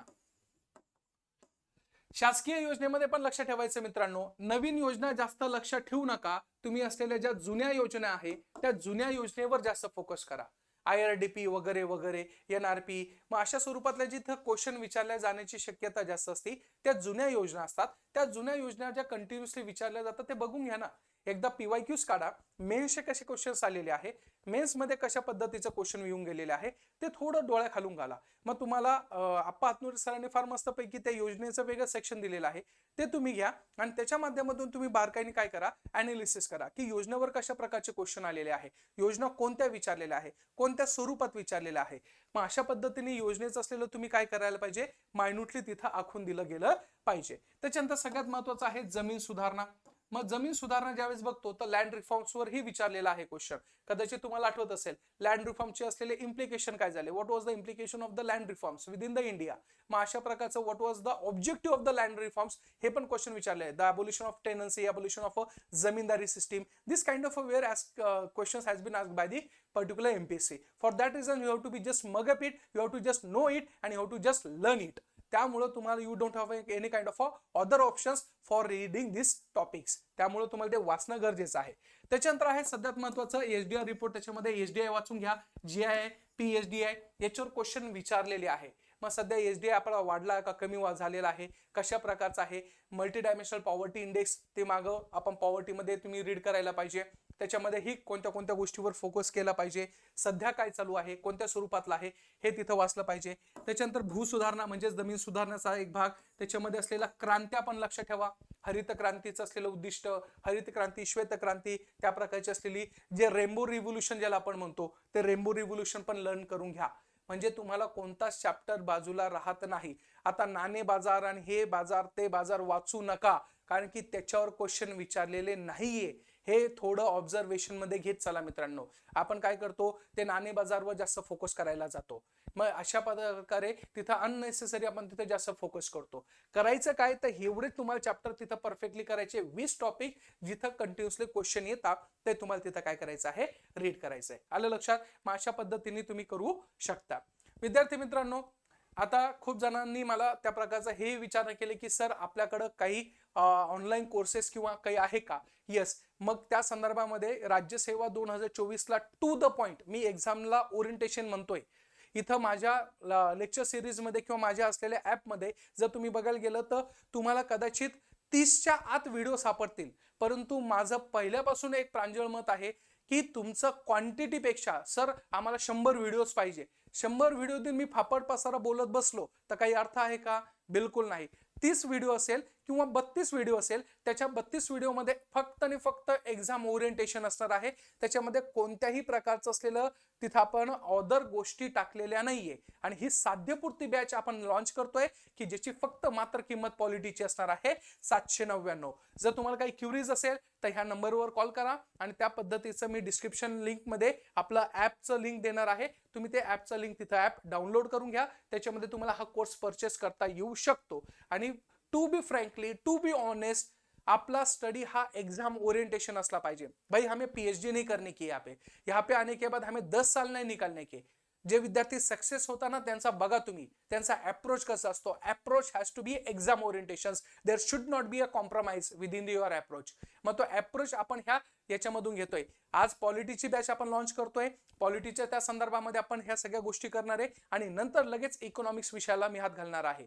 आणि ह्या सोबतच पीवायक्यू बॅच पण मी आणतोय. पीवायक्यूच्या माध्यमातून मी तुम्हाला सगळ्या गोष्टी सांगणार आहे. पीवायक्यूची बॅच पण अगदी नाममात्र स्वरूपात असणार आहे.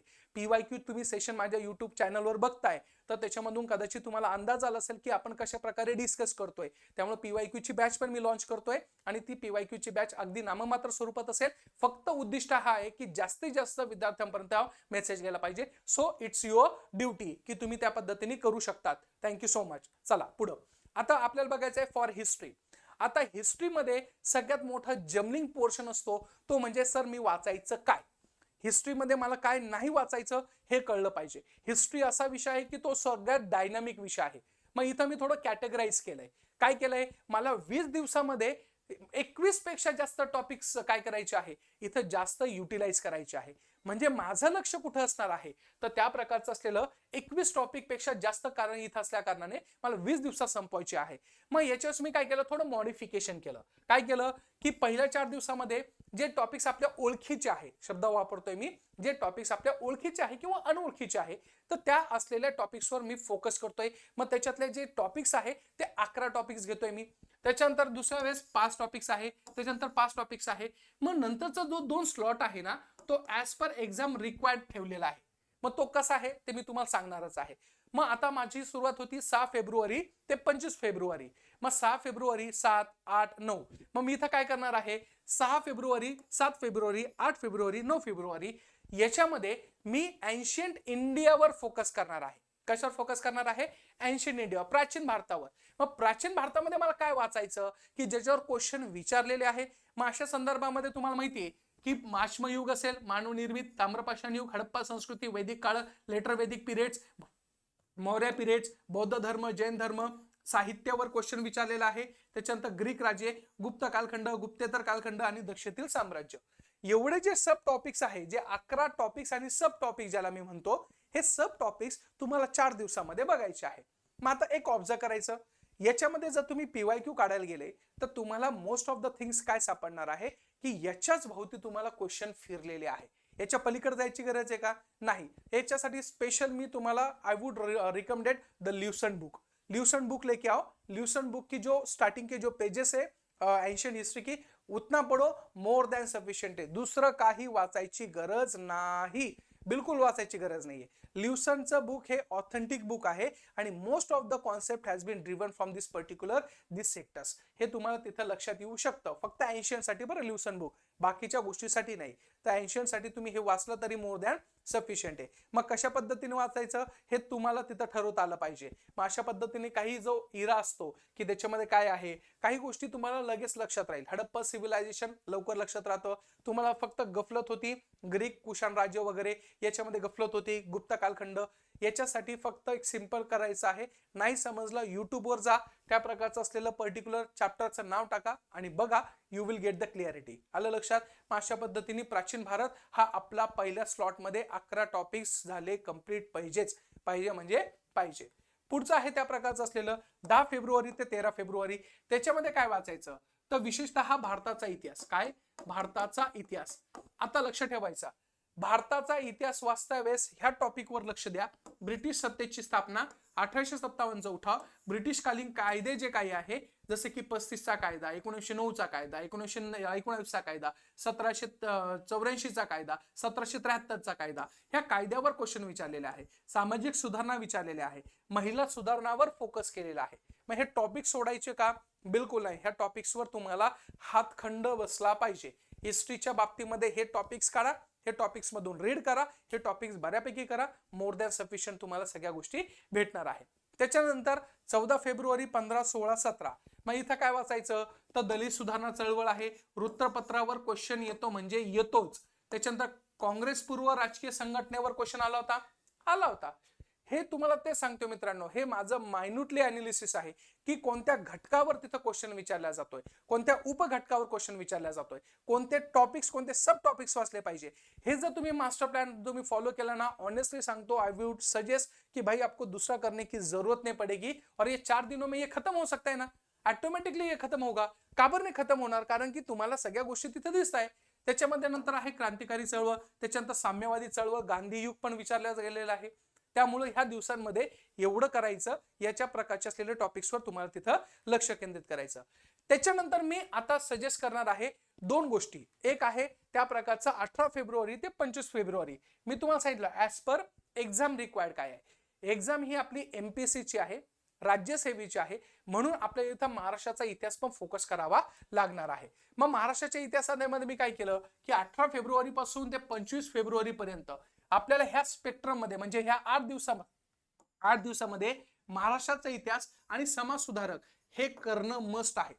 आता बघा इथं महाराष्ट्राचा इतिहास फार लगेच डीप मध्ये जाऊ नका. जसं की कंबाईनला तुम्ही डीप मध्ये जाता, गरज नाहीये. कंबाईनला तुम्हाला तिथं विचारला जाणार आहे, परंतु राज्यसेवेच्या पूर्व परीक्षेमध्ये महाराष्ट्राचा इतिहास अगदी हलक्या हलक्या हाताने वाचायचा.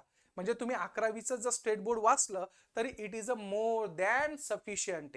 आय वुड सजेस्ट की 11वीच असलेलं स्टेट बोर्ड आहे तेवढंच वाचा. You need not to be read thoroughly और थरोली तुम्हाला जायची गरज नाहीये. गठाळ सरांचे पुस्तकं नका वाचू. सध्या तरी त्या प्रकारच्या गोष्टी तिथं फोकस करा प्रिलिम्स ओरिएंटेशनने. मेन्सला मग मी सांगल समाधान महाजनचं पुस्तक घ्या. समाधान महाजनच्या पुस्तकातून बऱ्यापैकी काही गोष्टी कव्हर झालेल्या आहे, बऱ्यापैकी काय मी म्हणतो 80-90% झालेले आहे. मग त्यावेळेस तुम्हाला ते हातात घ्यायचंय. परंतु राज्यसेवेची पूर्व परीक्षा फोकस करत असाल तर त्या अनुषंगाने तुमचं असलेला तो संदर्भ हा फक्त 11वीचं असलेलं स्टेट बोर्ड असायला पाहिजे, बाकी कोणतंच नसायला पाहिजे. मग अशा पद्धतीने तुम्ही तो लक्ष ठेवा. महाराष्ट्राचा इतिहास आणि सोबतच काय असायला पाहिजे, समाज सुधारक तिथं असायला पाहिजे. मग समाज सुधारकच्या बऱ्यापैकी गोष्टी ज्या काय असेल ते तुम्ही तिथं डिस्कस केल्या पाहिजे. हे तर झालं हिस्ट्रीचं. मग तुम्हाला असलेल्या शेवटच्या घटकामध्ये तुम्ही हिस्ट्री असं रीड केलं पाहिजे. बघा मित्रांनो, मी तुम्हाला ते सांगतोय, हा व्हिडिओ तुम्ही पूर्ण बघा जेणेकरून तुम्हाला सगळ्या गोष्टी कळणार आहे. पुढे आहे जिओग्राफी आणि एन्व्हायरमेंट. इथं शब्द वापरलाय जिओग्राफी प्लस एन्व्हायरमेंट, कारण की जिओग्राफी आणि एन्व्हायरमेंटवर बऱ्यापैकी क्वेश्चन्स येतात आणि ते कशा पद्धतीने येतात ते मी तुम्हाला चर्चा करणार आहे. मग त्याच्यासाठी पण मी किती दिवस दिले, 20 डेज. किती आहे, 5 टॉपिक्स आणि त्याच्यापेक्षा मोर जर काही स्वरूपातले असलेले सब टॉपिक्स असेल. आता मी मुद्दाम सब टॉपिक्स हा शब्द का वापरतो माहितीये, कारण की जिओग्राफीला सब टॉपिक्सच्या ओरिएंटेशनने रीड करणं गरजेचं आहे. का, कारण की एक टॉपिक आहे परंतु त्याच्या सब टॉपिक्सवर क्वेश्चन भरपूर विचारलेले आहे. मग अशा संदर्भामध्ये पहिल्या 4 दिवसामध्ये तुम्हाला म्हणजे 26 फेब्रुवारी पासून ते 29 फेब्रुवारी पासून त्या प्रकारचा 11 सब टॉपिक्स आहे. किती, 11 सब टॉपिक्सवर तुम्हाला फोकस करायचा आहे. एक सब टॉपिक्स आणि त्याचे 11 सब टॉपिक्स अशा प्रकारचे असलेले तुम्हाला रीड करायचं आहे. त्याच्यानंतर 1 मार्च ते 4 मार्च तिथं पण 7 टॉपिक्स आहे. त्याच्यानंतर 11 टॉपिक्स, परत 16 टॉपिक्स आणि नेक्स्ट आहे 14 टॉपिक्स. मग आपण ज्यावेळेस बघतो तर 26 फेब्रुवारी ते त्या प्रकारचं असलेलं 29 फेब्रुवारी. कधी, 26 फेब्रुवारी ते 29 फेब्रुवारी मध्ये. मग आता बघा मी तुम्हाला सांगितलं हा काय झाला, मेन टॉपिक झाला. हा पण काय झाला, टॉपिक झाला. याचे हे काय झाले तर सब टॉपिक झाले. मग आपल्याला ह्या 4 दिवसामध्ये काय वाचायचं आहे तर सौरमाल म्हणजे तुमचं असलेलं सोलार सिस्टीम मध्ये सोलार सिस्टीम काय आहे, त्याच्यानंतर भूशास्त्रीय खालखंड काय आहे, सिद्धांत कोणते कोणते विचारले गेलेले सिद्धांत, लॅपलासा कोण आहे, काय आहे, तेजोमय सिद्धांत काय आहे, हे विचारलेले क्वेश्चन आहे. मग तुम्हाला ह्या पद्धतीचं असलेलं हे माहिती असणं गरजेचं आहे. त्याच्यानंतर रेखावृत्त अक्षरवृत्तावर क्वेश्चन विचारलेले आहे. त्याच्यानंतर परिवलन परिभ्रमण याच्यावर क्वेश्चन विचारलेले आहे. त्याच्यानंतर प्राकृतिक भूगोल घ्यायचा, कारण की हा छोटा टॉपिक आहे. हा तुमचा असलेला 2 दिवसामध्ये कव्हर होऊ शकतो. याचे असलेले PYQ एकदा बघायचे आणि त्या संदर्भामध्ये पुस्तकाचं रीडिंग करता वेळेस हातामध्ये घ्यायचं. मग याच्यामध्ये तुम्ही त्या प्रकारचा NCERT यूज करा. It is a best source की तुम्हाला त्या पद्धतीने सगळं भेटणार आहे. किंवा मार्केटमध्ये दर्जेदार पुस्तक भेटत असेल जिओग्राफीच्या बाबतीमध्ये तर तो you can purchase it. There is no concern regarding that. मग अशा पद्धतीने तुम्ही ते प्रॉपरली घ्या. त्याच्यानंतर आहे प्राकृतिक भूगोल. प्राकृतिक भूगोलामध्ये पृथ्वी व तिचे अंतरंग, ज्वालामुखी, भू आकार, त्याच्यानंतर खडक, खडकाचे प्रकार, भूअंतरंग शक्ती, भूकंप, त्याच्यानंतर खनिजे व रासायनिक विदारीकरण वगैरे जे काय असेल ते सगळं तुम्हाला रीड करणं आहे. मग अशा पद्धतीने तुम्हाला इथं दिसतंय की 11ची NCERT आहे, 12ची NCERT आहे. हे सगळ्या गोष्टी तुम्ही तिथं रीड करू शकता. म्हणजे फॉर दॅट रिझन्स हे तुम्हाला 4 दिवसामध्ये ह्या 2 गोष्टी कंप्लीट करायच्या आहे. त्याच्यानंतर आहे 1 मार्च ते 4 मार्च. मग अशामध्ये तुम्हाला काय करायचं आहे, जागतिक भूगोल कंप्लीट करायचा. हा एक टॉपिक आणि त्या प्रकारचा असलेला हा सब टॉपिक्स आपल्याला दिसतोय. मग नद्या, जागतिक पर्वत, पठारे, सरोवरे विचारलेले आहे. काली मंजिरो कुठं आहे, कशा पद्धतीचं ते विचारलेलं आहे. वाळवंट विचारलेले आहे, हेही लक्षात घ्या.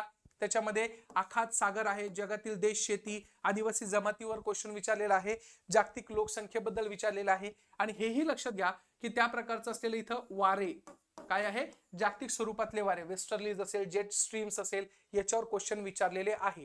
त्यामुळे तुम्हाला ते घेणं गरजेचं आहे. लू आहे किंवा आंतरराष्ट्रीय सर्व म्हणजे विविध प्रकारचे असलेले जे काही वारे असेल, आता हा माझा आता एरिया नाहीये त्यामुळे मी काही जास्त सांगू शकत नाही, पण एक अंदाज घेतोय की त्या प्रकारचं असलेले हे जे वारे असणार आहे ते कशा कुठून आहे, थंड वारे कोणते, कोल्ड ब्रीज कोणते आहे, हॉट ब्रिजेस कोणते आहे, हे तिथं विचारलेले आहे. म्हणजे तुम्हाला 1 मार्च ते 4 मार्च पर्यंत हे जागतिक भूगोल कंप्लीट करायचा आहे.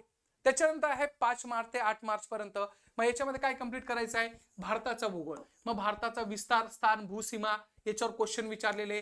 भारतातील नदी प्रणालीवर आहे, पर्वत, पठार, बेटे, वने, मृदा व धूपशेती, दळणवळण, त्याच्यानंतर उद्योग क्षेत्रे, जमाती, नैसर्गिक प्रदेश, तीव्रार्थ वर्गीकरण, हे वर्गीकरण विचारलेलं आहे.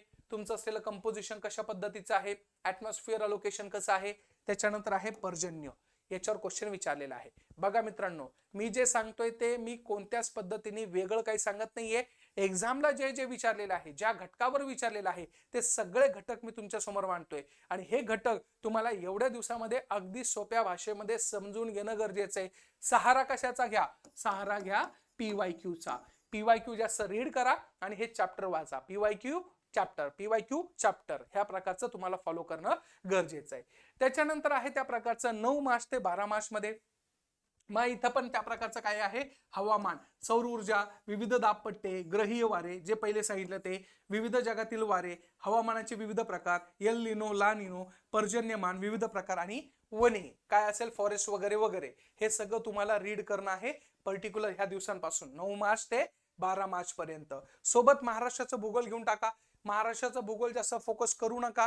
महाराष्ट्राच्या भूगोलमध्ये अगदी वरवरचा PYQ चा आधार घेऊन जरी तुम्ही केलं तरी मोर दॅन सफिशियंट आहे. कारण की राज्यसेवा पूर्व परीक्षेला तुम्हाला महाराष्ट्राचा भूगोल जास्त डीप मध्ये विचारत नाही. एखादा क्वेश्चन विचारला गेला तर तो PYQ चा आधार घेऊन तुम्ही सॉल्व्ह करू शकता. तरीही आपल्याकडे कोणत्याही पद्धतीने चुका होता कामा नये, एकही एरिया आपला साईडला पडता कामा नये. याच्यासाठी नद्या, पठारे, खनिज संपत्ती, महामार्ग, खडक, तालुके, लोकसंख्या, शेती आणि पर्जन्य याचा आधार घ्या, याचा PYQ काढा आणि त्यानुसार तुम्ही टॉपिक वाईज डिवाइड करा. आलं लक्षात. मग अशा पद्धतीचा असलेला हा 12 मार्च पर्यंत तुम्हाला संपवणं गरजेचं आहे. आलं लक्षात. आणि शेवटचा घटक आहे तो म्हणजे 13 मार्च ते 16 मार्च पर्यंत. कोणता, 13 मार्च ते 16 मार्च. हा पण तुम्ही डिवाइड करून घ्या, कारण की याच्यामध्ये तुम्हाला पर्यावरणावर पण फोकस करायचा आहे. तुम्ही ऑब्झर्व केलं असेल, मी जगाचा भूगोल, भारताचा भूगोल, महाराष्ट्राचं भूगोल हे तिन्ही कव्हर करून सोबतच त्या प्रकारचा एन्व्हायरमेंट पण कव्हर करून देतोय तुम्हाला. मी कव्हर करून देतोय म्हणजे मास्टर प्लॅन मध्ये सांगतोय की कशा पद्धतीने तुम्ही करू शकतात, कोणत्या स्वरूपात करू शकता. मग 13 मार्च से लेके तो 16 मार्च तक आप सब डिवाइड कर सकते हो. मग शेवटचा स्लॉट हा कोणासाठी ठेवायचा, पर्यावरणाच्या संदर्भामध्ये. मग पर्यावरणामध्ये तुम्हाला काय वाचायचंय, तर वातावरणातील विविध थर, वातावरणातील बदल, सिद्धांत, ओझोन वायू, जागतिक तापमान वाढ, प्रदूषण आहे, भारताचे प्रयत्न, भारताने केलेले कायदे तुम्हाला विचारले गेलेले आहे. त्याच्यामध्ये जैवविविधता, बायोडायव्हर्सिटी, अन्न साखळीवर क्वेश्चन विचारतात, परिसंस्थेवर क्वेश्चन विचारले गेलेले आहे. तुमचं असलेलं फूड वेब्स काय आहे, फूड वेब मध्ये काय येत नाही, इन्व्हर्टेड असलेला पिरामिड्स कोणता आहे, व्हर्टिकल असलेला पिरामिड कोणता आहे, हे विचारलेले आहे. त्याच्यानंतर अभयारण्य, नॅशनल पार्क पे भी क्वेश्चन पूछा गया था मैच द पेयर्स में, ये ऑब्झर्वेशन रखो. तुम्हाला त्या प्रकारचा ह्या घटकावर फोकस करायचा आहे. त्याच्यामध्ये विविध जागतिक करार आहे, मॉन्ट्रियल प्रोटोकॉलवर क्वेश्चन विचारलेला होता. तुम्हाला तिथं त्या प्रकारचा UPSCचं ओरिएंटेशन थोडं घ्यावं लागणार आहे. त्यासाठी तुम्हाला शंकर IS नावाचं एक इंग्लिश मधून एक एन्व्हायरमेंटचं बुक आहे, बेस्ट बुक आहे, ऑथेंटिक बुक आहे. तुम्ही ते रेफर करू शकता, किंवा तोषर घरपडे सरांचं पुस्तक आहेच, तेही तुम्ही तिथं बऱ्यापैकी रीड करू शकतात. नामशेष होणाऱ्या जातीच्या प्रजातीबद्दल क्वेश्चन विचारलेला आहे. गेंड्याबद्दल विचारलं होतं की नाही, गेंडा नामशेष झालाय का, कशा पद्धतीने, त्याबद्दल आहे. त्याच्यानंतर जागतिक वारसा स्थळे, नैसर्गिक संकटे, हरितगृह वायू ज्याला ग्रीन हाऊस गॅस म्हणतो, त्या ग्रीन हाऊस गॅस मध्ये कोण येतं, कोण नाही येत, CFC काय, HFC काय आहे, याच्यावर क्वेश्चन विचारलेले आहे. त्यामुळे you have to be just concluded your this part by way of a environment study. येते लक्षात. मग अशा पद्धतीच्या माध्यमातून 13 मार्च ते 16 मार्च पर्यंत तुम्हाला ह्या गोष्टी करायच्या आहे, म्हणजे करायच्या आहे. पुढचं आहे फॉर सायन्स. तिथं पण किती दिलेलं आहे, 20 डेज. आणि परत इथं 5 टॉपिक्स आणि मोर तिथं दिलेलं आहे. परंतु आता मी एक थोडासा बदल केला आहे. 17 मार्च ते 5 एप्रिल पर्यंत, 17 मार्च ते 5 एप्रिल पर्यंत ज्यावेळेस मी हे सांगतो तर त्यावेळेस तुम्हाला थोडासा बदल करावा लागेल. बदल कसा आहे की इथं मी टॉपिक्स दिले नाहीये. काय टॉपिक्स दिले नाहीये? का दिले नाही? कारण की त्याच्यामध्ये असलेले महत्वाचे घटक कोणते हे तुम्हाला फक्त पीवायक्यूच्या आधारे करता येऊ शकतं. मी काय केलं मग की इथं मी फोकस केला की बायोलॉजीवर सर्वात जास्त काय असतात? क्वेश्चन असतात. काय असतात? क्वेश्चन सर्वात जास्त बायोलॉजीवर असतात. मग बायोलॉजीमध्ये तुमचं झुओलॉजी आहे, बॉटनी आहे, तुमचं असलेलं प्राण्यांचं वर्गीकरण, वनस्पतीचं वर्गीकरण, अशा प्रकारचे क्वेश्चन जास्त येतात. मग थॅलोफायटा, टेरिडोफायटा याच्यावर क्वेश्चन विचारलेले आहे. बायोवर जास्त क्वेश्चन विचारताय, मग आपल्याला 2 स्लॉट याच्यासाठी ठेवायचे आहे. मग 17 मार्च ते 24 मार्च पर्यंत बायो करा, परफेक्टली बायो करा. त्या प्रकारचं असलेलं भस्के सरांचं पुस्तक आहे, बायोसाठी परफेक्ट पुस्तक आहे, तुम्ही ते रीड करू शकता. If you want to be read more and more thing that, मग त्याच्यावेळेस तुम्हाला एनसीईआरटी जावं लागेल आहे, 11वी-12वीची एनसीईआरटी. मग तुम्ही तेही रीड करू शकता. परंतु आय वुड सजेस्ट की त्या प्रकारचं भस्के सरांचं पुस्तक is the more than sufficient असणार आहे, कारण की त्यांनी सगळ्या एनसीईआरटीचा क्रच घेतलेला आहे. तुम्हाला जर वेगळं वाचायचं असेल तर वाचू शकता. मग त्याच्यामध्ये ल्युसनचं बुक जे आहे ते ल्युसनचं बुक तुम्ही रेफर करू शकता. आलं लक्षात? मग बायोलॉजीला तुम्ही 2 स्लॉट देऊन टाका. त्याच्यानंतर येतो फिजिक्सचा स्लॉट, तो 25 मार्च ते 28 मार्च मध्ये फिजिक्सचा स्लॉट करा. फिजिक्स मध्ये तुमच्या कॉन्सेप्ट क्लिअर असायला पाहिजे. मग फिजिक्स मध्ये काय असेल तर आरशे, भिंग याच्यावर म्हणजे मिरर असेल किंवा त्या प्रकारचं असलेलं जे आपण म्हणतो भिंग किंवा याच्यावर विचारलेलं क्वेश्चन जास्त आहे. मग तुम्हाला तिथं विचारलं जातं इंटरनल डिस्पर्शन्स काय आहे, कशा प्रकारचं आहे. मग हे फिजिक्सवर क्वेश्चन विचारल्या जातात. मग फिजिक्सचा फक्त महत्वाचा पार्ट तिथं काढा, महत्वाचे क्वेश्चन तिथं बघा. याच्यासाठी तुम्हाला पीवायक्यूचा आधार घ्या. पीवायक्यू मध्ये कोणत्या घटकावर, कोणत्या सब टॉपिक्सवर क्वेश्चन विचारलेला आहे ते ऑब्झर्वेशन मध्ये घ्या आणि त्याच्यानंतर तुम्ही टॉपिकला हात लावा फिजिक्सच्या. मग तुम्हाला वाटतंय की त्या प्रकारचं बल, राशी वगैरे किंवा याच्यावर क्वेश्चन जास्त विचारताय, मग तुमचा फोर्सवर क्वेश्चन विचारताय, फोर्स टॉपिक वाचा. त्याच्यामध्ये तुम्हाला कळतंय की याच्यामध्ये अजून त्या प्रकारचं असलेलं टाइप्स ऑफ द फोर्स विचारले जात आहे, त्याच्यावर क्वेश्चन विचारा. भिंगावर क्वेश्चन विचारताय, आरशावर क्वेश्चन विचारताय, मग तिथं फोकस करा. म्हणजे तुमचं असलेलं प्रॉपरली एक्झिक्युशन करता वेळेस पीवायक्यूचा तुमच्या सोबत असायला पाहिजे. तिथं बघा की कशा प्रकारचे क्वेश्चन विचारलेले आहे. मग फिजिक्स तुम्हाला करायचं आहे कव्हर 25 मार्च ते 28 मार्च पर्यंत. लास्टला आहे 29 मार्च ते 1 एप्रिल तुम्हाला केमिस्ट्री करायचं आहे. सगळ्यात जास्त डिफिकल्ट जर काही असेल तर तो आहे केमिस्ट्रीचा पोर्शन. आता तुम्ही ऑब्झर्व करा, मी सायन्स हे शेवटीला घेतो का? कारण की जसजशी एक्झाम येते ना तस तसं तुमचं असलेलं टेन्शन वाढत जातं. मग तुम्हाला त्या प्रकारचं असलेलं हा शेवटचा जो पोर्शन असणार आहे सायन्सचा, तो काय करतो? रिफ्रेश करतो का? कारण की तुमच्या एक्झामच्या जवळ आल्यानंतर तुम्हाला जास्त आठवायची गरज पडत नाही. जर मी सायन्स पहिल्यांदा घेतलं असतं तर तुम्हाला कदाचित ते फार मोठं वाटलं असतं, अरे साइंस से शुरुआत करेंगे तो बहुत डिफिकल्ट जाएगा. फॉर दैट रीजन मैंने उसको सेकंड लास्ट में लिया है और लास्ट में मेरा करंट अफेयर्स का पोजीशन रहने वाली है. मग अशा पद्धतीने तुम्हाला केमिस्ट्री करायचं आहे 29 मार्च ते 1 एप्रिल पर्यंत. रिगरसली फॉलो करा. केमिस्ट्रीमध्ये काय वाचायचं तर त्या प्रकारचं असलेलं युटिलिटी ऑफ केमिस्ट्री विद इन द हाऊस. मग तुमच्या असलेल्या घरामध्ये कशा प्रकारे तिथं केमिस्ट्रीचा वापर होतो याच्यावर एक स्पेशल चॅप्टर आहे, ते तुम्ही तिथं रीड करा. केमिकल रिएक्शन्सवर क्वेश्चन विचारतात. मग अशा प्रकारे तुम्हाला हा एरिया कव्हर करावा लागणार आहे. NCERT is the best source for the chemistry. I would suggest की तुम्ही त्या प्रकारचं ते लर्न करा. चालायचं पुढं. लास्टला आहे त्या प्रकारचं असलेलं 2 एप्रिल ते 5 एप्रिल. काय? 2 एप्रिल ते 5 एप्रिल तुमचं जे हायजीन आहे, आरोग्यशास्त्र ज्याला मराठीतून म्हणतो, ते आरोग्यशास्त्रावर तुम्हाला काय आहे तिथं क्वेश्चन विचारले गेलेले आहे. मग विषाणू असेल, जीवाणू असेल, ह्या प्रकारचे जे क्वेश्चन आहे हे तुम्हाला हायजीनवर विचारलेले आहे. त्यामुळे ते तुम्ही लक्ष ठेवा. कोणत्याही पद्धतीने आपला चॅप्टर राहता कामा नये, कोणत्याही पद्धतीने त्याच्यामध्ये बारकावे तिथं राहता कामा नये. तुम्हाला प्रत्येक घटकावर फोकस करा आहे. आरोग्यशास्त्रावर, हायजीननेसवर तुम्हाला कंटिन्युअसली क्वेश्चन विचारलेले आहे. मग हा कव्हर करायचा चॅप्टर कधीपासून? 2 एप्रिल ते 5 एप्रिल पर्यंत आपल्याला तिथं बघायचं आहे. आता मी सजेस्ट करणार आहे की त्या प्रकारचं असलेलं शेवटचा घटक तो म्हणजे काय आहे की 5 एप्रिल. काय? 5 एप्रिल ते 25 एप्रिल पर्यंत. 5 एप्रिल ते 25 एप्रिल काय आहे तर it is only allocated to the your current affairs. बस एवढं लक्ष ठेवायचं. करंट अफेअर्स साठी तुम्हाला हा अलोकेट करायचा आहे. आता बघा 28 एप्रिलला एक्झाम आहे, 25 एप्रिल पर्यंत तुमचा सगळा अभ्यास क्लिअर होत आहे. याच्यातला एक तरी पोर्शन राहिला का मित्रांनो? बिलकुल राहिला नाही. एकही चॅप्टर सोडला का आपण? बिलकुल सोडला नाही. एकही चॅप्टर आपण त्या पद्धतीचं डोळ्याखालून घातला नाही असं होऊ शकत नाही. आणि सिस्टमॅटिक केलेलं आहे. 8-8 तास अभ्यास करताय, 2 तास रिव्हिजन करताय, 10 तासामध्ये अभ्यास क्लिअर होतोय मित्रांनो. तुम्ही ऑब्झर्व करा. तुम्ही हे जर प्लॅन, माझं तर याच्याही पुढचं विजन आहे की मी जेव्हा बॅचेस लॉन्च करणार आहोत तर त्याच्यामध्ये एकदम एक्झाम ओरिएंटेशन असणार आहे. माझी टेस्ट सीरीज मी लॉन्च करतोय आणि त्या टेस्ट सीरीज मध्ये पण मी तेच करणार आहे. एग्जाम ओरिएंटेशन क्या चाहिए भाई, एग्जाम के लिए क्या अप्रोप्रिएट है, एग्जाम में कौन सी चीजें आने वाली है, हे सगळं आपण बघणार आहे तिथं. मग अशा पद्धतीने तुम्हाला आता फक्त शेवटचा घटक राहिला आहे, तो म्हणजे 5 एप्रिल ते 25 एप्रिल. मग याच्यामध्ये करंट मध्ये काय काय वाचायचं, तर तुमचं असलेलं पृथ्वीचं जर तुम्ही त्या प्रकारचं असलेलं परिक्रमा घेऊन आले तर परिक्रमेच्याही स्वरूपामध्ये मी तुम्हाला सॉर्ट आउट करून देणार आहे. तुम्हाला त्या प्रकारचं असलेलं मी एक कोर्स लॉन्च करतोय आणि युट्यूबवर पण मी टाकणार आहे. करंट अफेअर्सला कशा पद्धतीने रीड करायचं, क्वेश्चन आन्सरच्या फॉर्मॅटमध्ये मी घेऊन येतोय की ज्याच्यामध्ये तुम्हाला ह्या 5 एप्रिल ते 25 एप्रिलला शेवटच्या घटकामध्ये तुम्ही पृथ्वीची परिक्रमा कशी रीड केली पाहिजे, कोणत्या स्वरूपात रीड केली पाहिजे याचं सिम्प्लिफिकेशन मी तिथं व्यवस्थित देणार आहे. मग 5 एप्रिल ते 25 एप्रिल मध्ये तुम्ही करंट अफेअर्स एकदम हलक्या हलक्या हाताने वाचा.